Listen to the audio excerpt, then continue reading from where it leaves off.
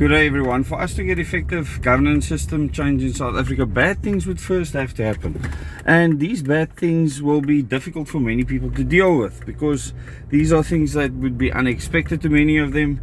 They would be without things that they would normally think that they would be able to get through corporations or government, and when all those things collapse before them, they will really be in effect. So I've asked people more than 3 years ago to go and make sure that they have the following things: that they have water, that they have food, that they have shelter, that they have energy, and something to keep them sane or make them feel loved. The 5 things you need for survival.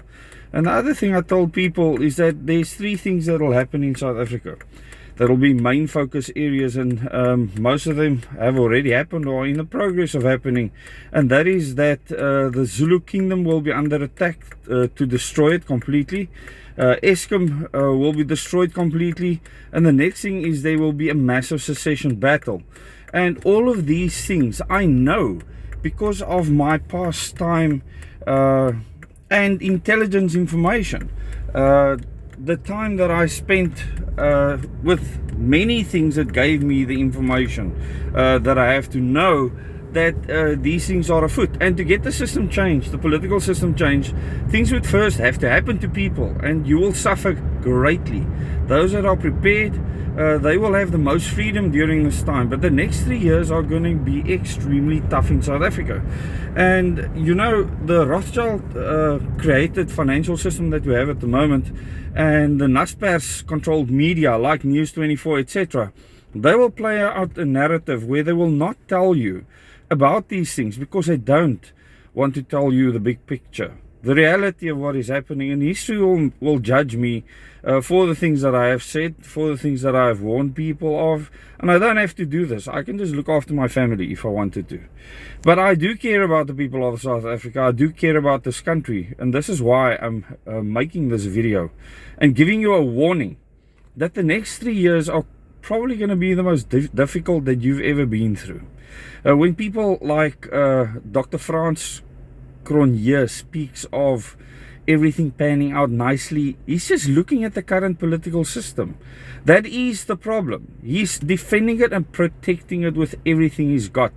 And it's interesting because a lot of people said he was so negative in the past, and now he seems so positive with all the outcomes, and that we'll be okay as a country, and that the system will get us to where we need to be. History will judge him too. Will judge many other people for what they say, especially the political commentators on News24. You know, when your salary is paid by Koos Becker and Naspers, then you need to ask yourself, you know, who are you actually batting for? And Anglo-American as a company, the Oppenheimers, the Rothschilds that funded their undertakings and still controls their undertakings. If you look at anyone funded by those people, by the Oppenheimers, they are not going to be your friend when the pandemic 2.0 strikes. And you know, I have put out a tweet on Twitter this morning, well, on X, where I asked people who they would want to be president, and I gave them 4 choices: Jacob Zuma, Cyril Ramaphosa, Julius Malema, or John Steenhuisen. When pandemic 2.0 should strike, who will they want as their president? And you need to ask yourself, do you want to be free to make choices? If you are one of the people that believe that we should just hand our freedom away on a platter, you're my enemy. You're a danger to myself, my family, and my children living out their lives in freedom, and I will fight you till the last breath. Thank you very much for watching this video. Please share it with your friends and family.